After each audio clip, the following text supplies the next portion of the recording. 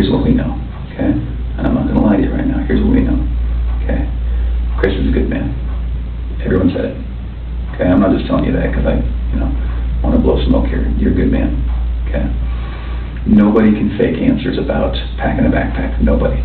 You either pack a backpack for your kids or you don't, okay? It should have been the happiest time of your marriage, okay? You and Shanann. This should have been the happiest time. She's making a little money. She's making good money. You're making great money. You both have a job. You have beautiful kids. You have a beautiful house. You're in Colorado. Clean air, good people. Okay? And on top of that, you look pretty good now. You're pretty fit. Okay? This should have been a time in your marriage where you guys were happy and thriving and productive. Okay? And I believe that Shanann's the reason none of that happened. I believe that she's a controlling person. Maybe doesn't listen to you as much as she should. I think that she can do whatever she wants and you can't. Okay? I think if you were to go to a restaurant, she would order whatever the hell she wants. And as soon as you order a nice steak, she says, whoa, buddy. Okay? A woman that lets her man do all of the backpack packing and all of the cooking. I'll do all the cooking, but she cooks I do some things here and there. Okay. That's because you're a good person, and I think that she started on the path to leave the marriage. Okay. It's ironic that we're talking about you and Nikki. I think that she was the one who started on that path first. What do you think about that? All right. And you didn't like it. All right. And I don't know if he made a gesture towards you, flipped you off or whatever.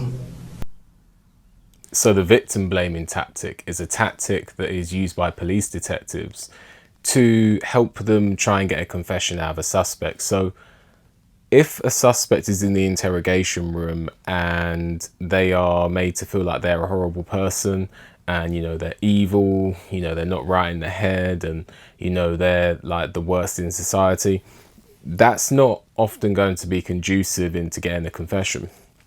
So what detectives do is they use the victim blaming tactic, where they actually blame the victim in the case for the crime.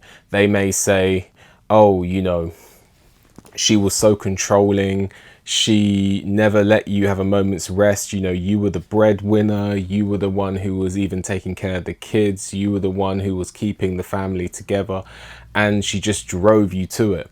And that can allow the suspect in the suspect's mind to have a far more morally acceptable reason for committing, say, an act of murder. And the suspect may say, yeah, I was the breadwinner. I did everything I could. And, she gave me no choice. And that can allow the suspect to feel like they have a morally acceptable reason for admitting to the crime. Now, the police don't care about the morally acceptable reason, quote unquote. They just care about getting a confession from the suspect so that they can be charged with the necessary crime. A suspect may even, the detective may even say, for an example, did she overdose? Did she overdose? Is that what happened? And then did you feel like you were responsible for the murder? Is that why, you're not saying anything? All the detective is trying to do is establish that the person knows that the other person died and they died in that person's presence. And then from there, they can build on more damnatory statements and ultimately try and get the suspect to change their story to the narrative the detectives are trying to push.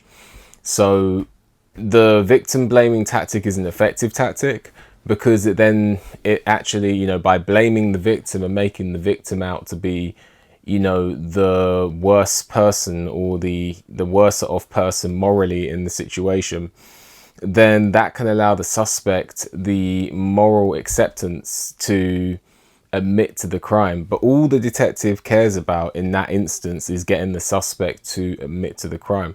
The suspect, the detective really doesn't care about the moral acceptance or, making, possibly seeing the suspect as this victim, victim in disguise. The suspect may have killed someone, but actually the suspect's the victim. The detective isn't buying it and doesn't care about any of that. The detective is just deploying the tactic to make the suspect feel more enticed to admit to the crimes.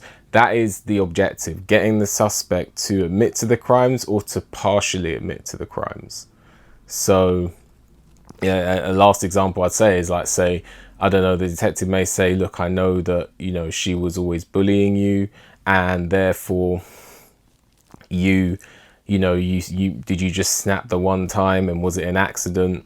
And the suspect, who may have committed first-degree murder, might say, yeah, it was an accident. She was pushing me, she attacked me first, and then I striked her once and she died, and it was a complete accident. But actually the detective only wanted to get one thing, and that's one foot in the door. And that foot in the door is the suspect has admitted to killing the person, and now has partially admitted to the charge, and therefore is under arrest and no longer going home. And then they can build on that state. They can build on that case from there and get them to try and admit to first-degree murder, Anyway, let me know what you think. Like the video, subscribe to the channel, leave a comment, hit the notification bell so you get a notification when I make a new video. If you appreciate my work and want to leave a donation, there's a link for that in the description. And with that, enjoy the rest of your day, and I'll see you on the next one. For mortgage advice tailored towards your individual needs, contact PGB Mortgages today. Let them guide you through your home buying journey. Contact details are in the description.